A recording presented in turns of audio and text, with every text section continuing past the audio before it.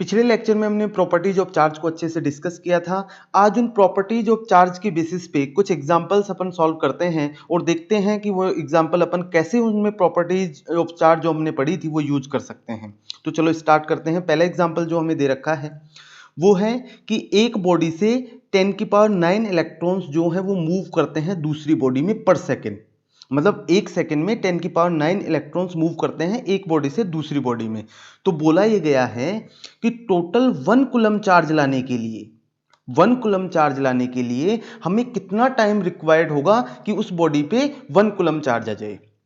देखो हमने पढ़ा था कि जिस बॉडी से इलेक्ट्रॉन्स निकलते हैं उस पे आता है पॉजिटिव चार्ज और जो बॉडी इलेक्ट्रॉन्स को गेन करती है उस पे आता है निगेटिव चार्ज। तो मान लो एक बॉडी से इलेक्ट्रॉन्स निकल रहे होंगे, अगर एक इलेक्ट्रॉन निकलेगा तो एक इलेक्ट्रॉन निकलने से कितना चार्ज आएगा। जैसे मान लो एक बॉडी ए से बी बॉडी में एक इलेक्ट्रॉन गया तो बी बॉडी के पास जो टोटल चार्ज आ जाएगा वो एक इलेक्ट्रॉन के बराबर होगा और उसका मैग्नीट्यूड कितना होगा 1.6 इंटू 10⁻⁹ कूलम माइनस का इतना चार्ज उस बॉडी पे आएगा। तो 1 कूलम चार्ज लाने के लिए अगर मान लो पर सेकंड 10⁹ इलेक्ट्रॉन्स कोई बॉडी गेन करती है तो 1 कूलम चार्ज लाने के लिए कितना टाइम रिक्वायर्ड होगा ये हमें सॉल्व करना है। तो देखो हम कैसे सॉल्व करेंगे, ध्यान से समझना इस चीज को। मान लो कि हमें दे रखा है एक सेकंड में 10⁹ इलेक्ट्रॉन्स मूव करते हैं एक बॉडी से दूसरी बॉडी में 10⁹ इलेक्ट्रॉन्स। तो हम पहले ये सॉल्व कर लेते हैं कि 10⁹ इलेक्ट्रॉन्स जब एक सेकंड में एक बॉडी से दूसरी बॉडी में जाते हैं तो 10⁹ इलेक्ट्रॉन जाने से उस बॉडी पे चार्ज कितना आ जाएगा। तो हमने पढ़ रखा है क्वांटाइजेशन ऑफ चार्ज में कि टोटल चार्ज Q होता है N इंटू ई। एन होता है कितने नंबर ऑफ इलेक्ट्रॉन्स एक बॉडी से दूसरी बॉडी में मूव किए और ई होता है मैग्नीट्यूड, जो एक इलेक्ट्रॉन के चार्ज का मैग्नीट्यूड हम यहां पे पुट करेंगे। तो देखना Q is equal to N into e, मतलब Q होता है टोटल चार्ज। हमें क्या निकालना है कि 10⁹ इलेक्ट्रॉन्स जाने से मूव करने से उस बॉडी पे टोटल चार्ज कितना आया। तो N की जगह क्या लिख दोगे 10⁹, N की वैल्यू कितनी है, नंबर ऑफ इलेक्ट्रॉन्स कितने हैं 10⁹, और 10⁹ इलेक्ट्रॉन से कितना चार्ज आएगा इंटू ई। ई मतलब 1.6 इंटू 10⁻⁹, जो एक चार्ज के आने से एक इलेक्ट्रॉन के आने से मैग्नीट्यूड आएगा।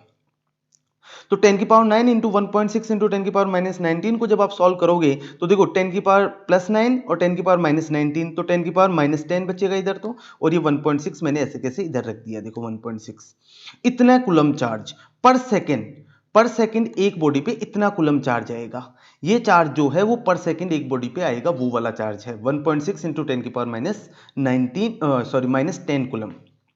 ठीक, अब मैं देखो यहां पे ये लिख रहा हूं कि 1.6 इस तरीके से हम सॉल्व करेंगे इसको, देखना सुनना। 1.6 इंटू 10⁻⁹ कूलम चार्ज अगर एक बॉडी पे आता है तो उसको टाइम कितना लगता है, एक सेकेंड। 1.6 इंटू 10⁻�10 कूलम चार्ज लाने में टाइम लगता है 1 सेकेंड। तो 1 कूलम चार्ज लाने पे कितना टाइम लगेगा, ये यूनिटरी मेथड अब मेरे को लगाना है। अगर 1 कूलम में चार्ज निकालोगे, 1 कूलम में टाइम निकालोगे तो ये 1.6 इंटू 10⁻⁻10 कूलम जो है वो अपॉन में चला जाएगा। तो 1.6 इंटू 10⁻⁻10 1 के नीचे चला गया और ये इधर क्या चल रहा है अपने सेकेंड। इसको सॉल्व करना है। 10⁻⁻10 अगर ऊपर चला जाएगा तो +10 हो जाएगा, नीचे बचेगा 1.6। अब देखो 1.6 ये पॉइंट हटाओगे तो ऊपर एक जीरो लगेगा, ठीक, और ये 10⁻10 वाला एक जीरो और लगा लो इसके साथ। क्यों, क्योंकि देखो नीचे बच जाएगा 16, तो 10 ही रहेगा अगर ऊपर, तो 16 से डिवाइड नहीं होगा। मेरे को 100 बना लेना है इसको, तो अच्छे से ये डिवाइड हो पाएगा। तो यहाँ है 10⁻9 बच जाएगा क्योंकि 10⁻10 था, एक जीरो इधर लग गया, तो 10⁻9 आ गया। यहाँ हो गया 100 में दो जीरो कहाँ से आई पता है, 10⁻10 से एक तो और नीचे से एक पॉइंट हटाया वो जीरो, तो 100/16 हो गया। 100/16 करते हो तो आता है 6.25 और इधर क्या चल रहा है 10⁻9, तो 6.25 इंटू 10⁻9 सेकेंड लगेंगे एक कूलम चार्ज लाने में। कैसे किया हमने पहले निकाला कि एक सेकंड में इतने इलेक्ट्रॉन्स फ्लो करते हैं एक बॉडी से दूसरी बॉडी में, तो इतने इलेक्ट्रॉन्स के जाने से कितना चार्ज आएगा पर सेकंड, तो वो ऐसे निकाला हमने कि पर सेकंड इतना चार्ज आ रहा होगा, पर सेकंड इतना चार्ज आ रहा है। देखो ये 1 कूलम से बहुत छोटा है, 1.6 इंटू 10⁻10 कूलम, मतलब ये 1 कूलम से तो बहुत ज्यादा छोटा चार्ज है। तो 1 कूलम लाने में कितना टाइम लगेगा हमें ये निकाला, तो देखो कैसे निकाला कि 1.6 इंटू 10 की पावर माइनस 10 कूलम में 1 सेकंड लगता है, तो 1 कूलम में कितना लगेगा। फिर इसको सॉल्व किया तो हमारे पास टाइम निकल के आया कि 1 कूलम चार्ज अगर आप किसी बॉडी पे लेके आओगे तो 6.25 इंटू 10 की पावर 9 सेकंड रिक्वायर्ड होंगे 1 कूलम चार्ज लाने के लिए। अब देखो ये तो सेकंड में आया, ये बहुत ज्यादा सेकंड है, 10 की पावर 9 सेकंड, समझ रहे हो आप। तो अपन ने इसको ईयर्स में कन्वर्ट करने की कोशिश की कि इसको कितने साल रिक्वायर्ड होंगे, ये अगर हम निकाल पाए तो थोड़ा हम समझ पाएंगे कि 1 कूलम चार्ज लाने में कितना टाइम लगेगा। तो देखो 6.25 इंटू 10 की पावर 9 ये तो सेकंड है। पहले इसको आवर्स में कन्वर्ट करो, आवर्स में कन्वर्ट करोगे तो देखो एक सेकंड में 3600 सेकंड होते हैं, एक आवर में, 1 आवर में कितने सेकंड होते हैं 3600 सेकंड। तो 3600 सेकंड से अगर डिवाइड कर दिया इसको तो ये किस में कन्वर्ट हो गया, आवर्स में कन्वर्ट हो गया। कितने डेज, तो डेज को डेज में कन्वर्ट करने के लिए 24 से फिर डिवाइड कर दो, क्योंकि 1 डे में कितने आवर्स होते हैं 24, तो 24 से डिवाइड कर दिया। अब ये किस में कन्वर्ट हो चुका है, डेज में कन्वर्ट हो चुका है। अब इसको ईयर्स में कन्वर्ट करना है तो 365 से फिर से डिवाइड कर दो। क्यों किया, क्योंकि एक साल में कितने दिन होते हैं 365, तो उससे डिवाइड कर दिया। इसका मतलब ये किस में कन्वर्ट हो चुका है, ये ईयर्स में कन्वर्ट हो चुका है। ध्यान समझना, फिर से बताता हूं, पहले सेकंड में था, अगर इसको आवर्स में कन्वर्ट करना है तो 3600 सेकंड से डिवाइड किया। क्यों किया, क्योंकि 1 आवर में 3600 सेकंड होते हैं। ये जैसे 3600 सेकंड से डिवाइड किया तो ये आवर्स में कन्वर्ट हो चुका है। फिर 24 से डिवाइड किया तो ये डेज में कन्वर्ट हो चुका, क्योंकि 1 day is equal to 24 hours. फिर ये डेज में कन्वर्ट हो चुका, इसको ईयर्स में कन्वर्ट करना है तो 365 से डिवाइड करना पड़ेगा, क्योंकि एक साल में 365 डेज होते हैं। तो जैसे ही आप इसको सॉल्व करोगे, इसको सॉल्व करके देखोगे अच्छे से, तो आएगा 198 ईयर्स, 198 ईयर्स। और आपको पता है 198 ईयर्स मतलब लगभग आप बोल सकते हो 200 ईयर्स, 200 ईयर्स। अब ध्यान से समझो, आप एक सेकंड में अगर 10 की पावर 9 इलेक्ट्रॉन्स मूव करते हैं, 10 की पावर 9 इलेक्ट्रॉन्स भी बहुत बड़ा मैग्नीट्यूड है पर सेकंड इलेक्ट्रॉन्स के मूव करने का। अगर इतने इलेक्ट्रॉन्स एक बॉडी से दूसरी बॉडी में मूव करेंगे तो जिस बॉडी पे ये इलेक्ट्रॉन्स जाएंगे उस पे आएगा -1 कूलम चार्ज, और जिस बॉडी से ये इलेक्ट्रॉन्स निकल रहे होंगे उस पे आएगा +1 कूलम चार्ज। बट जो टाइम रिक्वायर्ड है वो आप देखें 200 ईयर्स, ये बहुत बड़ा टाइम है। इसीलिए मैंने पहले आपको बताया था कि 1 कूलम चार्ज बहुत बड़ा मैग्नीट्यूड होता है। इलेक्ट्रोस्टैटिक्स जब हम पढ़ते हैं तो इतने बड़े चार्ज का कोई सिग्निफिकेंस नहीं होता, ये थ्योरेटिकल ही हमें पढ़ते हैं। प्रैक्टिकली एक कूलम चार्ज लाना किसी बॉडी पे पॉसिबल नहीं है। देखो कितना टाइम रिक्वायर्ड होगा, इसलिए हम मिली कूलम, माइक्रो कूलम, ये सब डेटा हम पढ़ रहे थे। ये यूनिट्स भी हमने इसीलिए सीखी थी कि मिली कूलम और माइक्रो कूलम ऐसा चार्ज ही हमें जब भी सवाल सॉल्व करने को मिलेंगे तो ऐसा चार्ज हमें देखने को मिलेगा। तो ये हमें समझ आया। एग्जाम्पल पहला किया हमने, अब बात करते हैं एग्जाम्पल सेकंड की। देखो ध्यान से, इसमें बोला गया है कि एक कप ऑफ वाटर में कितना पॉजिटिव और कितना निगेटिव चार्ज होगा टोटल। देखो पॉजिटिव या निगेटिव एक कप ऑफ वाटर में। तो ध्यान से समझना, इसको हम कैसे सॉल्व करेंगे, देखें अच्छे से आप। हम मान लेते हैं, सबसे पहले हम मान लेते हैं कि 1 कप ऑफ वाटर का जो मास है वो मान लिया हमने 250 ग्राम। ठीक है, 250 ग्राम स्टैंडर्ड हमें यही मानना होता है 1 कप ऑफ वाटर का मास, तो हमने मान लिया 250 ग्राम। अब हमें पता है कि मॉलिक्यूलर मास जो है वाटर का, मॉलिक्यूलर मास जो है वो होता है 18 ग्राम। क्योंकि देखो अगर अपन केमिकल फॉर्मूला देखें तो H2O होता है। अगर आप यहां से मॉलिक्यूलर मास फाइंड आउट करने की कोशिश करेंगे तो 16 + 2 हो जाएगा 18 ग्राम मॉलिक्यूलर मास आएगा वाटर का।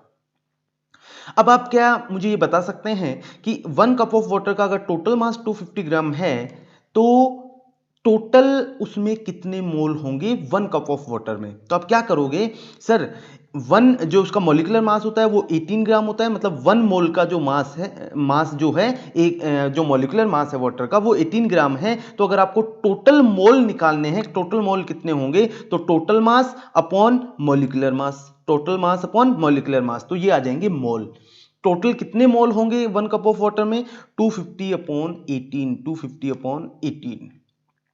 अब हमें पता है कि 1 मोल में जो मॉलिक्यूल्स होते हैं वो होते हैं 6.023 इंटू 10 की पावर 23, इतने मॉलिक्यूल्स होते हैं 1 मोल में। तो बताओ मुझे टोटल 250/18 मोल में कितने मॉलिक्यूल्स होंगे। तो आप बोलोगे सर 1 मोल में इतने मॉलिक्यूल्स, तो इसको मल्टीप्लाई कर दो 250/18 से, तो टोटल मॉलिक्यूल्स जो 1 कप ऑफ वाटर में आएंगे वो आ जाएंगे 250/18 इंटू 6.023 इंटू 10⁻23। देखो वन मोल में इतने मॉलिक्यूल्स, तो टोटल मोल में कितने, मल्टीप्लाई कर दो, तो टोटल ये मॉलिक्यूल्स आ गए। अब हमें पता है कि जो वाटर का मॉलिक्यूलर फॉर्मूला है H2O होता है, मतलब 2H, और 1 जो है वो हाइड्रोजन होता है उसमें। तो टोटल अगर मैं आपसे पूछूं कि कितने नंबर ऑफ प्रोटॉन्स या इलेक्ट्रॉन्स होंगे एक मॉलिक्यूल में, वाटर के एक मॉलिक्यूल में, तो आप बोलोगे सर 2 हाइड्रोजन और 1 ऑक्सीजन, मतलब 10 तो प्रोटॉन हो गए टोटल और 10 ही इलेक्ट्रॉन्स हो गए। 10 प्रोटॉन और 10 इलेक्ट्रॉन्स होंगे एक मॉलिक्यूल में। ध्यान सुनना, एक मॉलिक्यूल में 10 प्रोटॉन्स और 10 इलेक्ट्रॉन्स होंगे। तो टोटल कितने मॉलिक्यूल्स हैं, टोटल मॉलिक्यूल्स ये हैं 250/18 इंटू 6.023 इंटू 10⁻23। इतने टोटल मॉलिक्यूल्स हैं। एक मॉलिक्यूल में कितने प्रोटॉन हैं, 10 प्रोटॉन और 10 ही इलेक्ट्रॉन्स।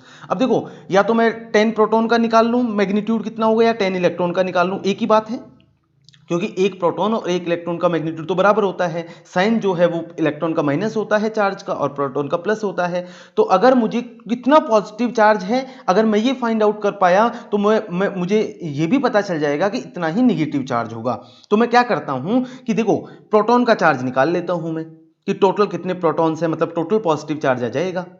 तो देखो 10 प्रोटॉन्स हैं एक मॉलिक्यूल में, तो टोटल मॉलिक्यूल्स में कितने प्रोटॉन होंगे पहले ये बताना पड़ेगा मुझे। तो देखो टोटल मॉलिक्यूल्स कितने हैं, 250/18 इंटू 6.023 इंटू 10⁻23, ये टोटल मॉलिक्यूल्स हैं। और एक मॉलिक्यूल में 10 प्रोटॉन्स होते हैं, तो टोटल में कितने हो जाएंगे 10 इंटू ये टोटल नंबर ऑफ मॉलिक्यूल्स, ये हो गए टोटल नंबर ऑफ प्रोटॉन्स। और एक प्रोटॉन का चार्ज कितना होता है 1.6 इंटू 10⁻19, तो उससे मल्टीप्लाई कर दिया तो ये टोटल प्रोटॉन का चार्ज आ गया। पहले मैंने क्या किया, टोटल मॉलिक्यूल्स निकाल लिए, फिर एक मॉलिक्यूल में कितने प्रोटॉन होते हैं वो निकाल लिए, तो टोटल मॉलिक्यूल से अगर एक मॉलिक्यूल में कितने नंबर ऑफ प्रोटॉन्स होते हैं उससे मल्टीप्लाई किया तो टोटल नंबर ऑफ प्रोटॉन्स आ गए, और फिर उसको एक प्रोटॉन के चार्ज से मल्टीप्लाई कर दिया, तो टोटल प्रोटॉन्स पे जो कितना चार्ज होगा, टोटल पॉजिटिव चार्ज कितना होगा 1 कप ऑफ वाटर में, वो आ गया। और वो कितना आया 1.34 इंटू 10⁻7 कूलम, मतलब पॉजिटिव चार्ज। प्रोटॉन का निकाला तो प्लस बोल दूं,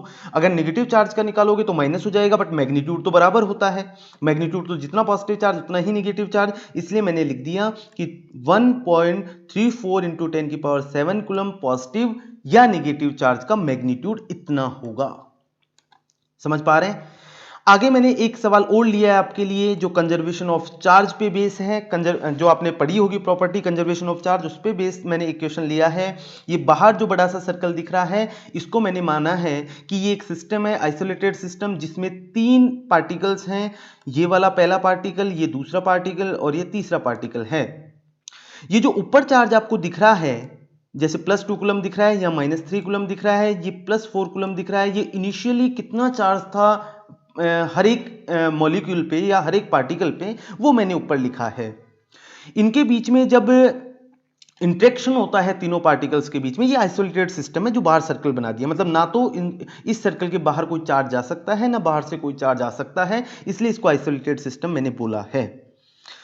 तो मुझे आपको बताना है कि जब इनके बीच में इंटरेक्शन हो जाएगा तो इसके ऊपर कितना चार्ज आएगा। एक बार आप सॉल्व करें फिर मैं बताता हूं इस पे कितना चार्ज आएगा। देखो ये जो नीचे चार्ज लिखा हुआ है वो इंटरेक्शन के बाद पहले वाले पार्टिकल पे चार्ज है, ये दूसरे वाले पार्टिकल पे चार्ज है, ये तो तीसरे पे कितना चार्ज होगा ये आपको बताना है। आपने पढ़ी है कंजर्वेशन ऑफ चार्ज प्रॉपर्टी, तो आप बताएं।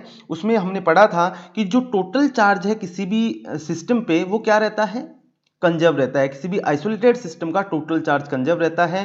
कहने का मतलब इनिशियली जितना चार्ज है सिस्टम का वो फाइनली जो सिस्टम के चार्ज के बराबर होगा। तो मैं इसका थोड़ी देर के लिए चार्ज x मान लेता हूं समझने के लिए कि x चार्ज है। तो देखो ऊपर वाला जो चार्ज है वो इनिशियली कितना चार्ज था वो था, तो उसका सम कर दो तो बाद वाले चार्ज के बराबर होना चाहिए। तो मैंने क्या किया, पहले वाला चार्ज +2 पहले पे, दूसरे पे -3, तीसरे पे +4 is equals to final charge. Final charge कितना है पहले वाले पे +3, दूसरे वाले पे +2 और तीसरे वाले पे प्लस मैंने x लिख लिया है। अब ये x माइनस प्लस जो भी होगा वो साइन के साथ अपने आप आ जाएगा, मेरे को तो x मानना है। अगर माइनस होगा तो माइनस के साथ अपने आप आ जाएगा, प्लस होगा तो अपने आप प्लस के साथ आ जाएगा साइन के साथ। अब इसको सॉल्व कर लो। देखो मैंने क्या किया है, आइसोलेटेड सिस्टम का जो पहले जो चार्ज था वो बाद वाले चार्ज के भी बराबर होगा। यही तो कंजर्वेशन ऑफ चार्ज प्रॉपर्टी पढ़ी थी हमने।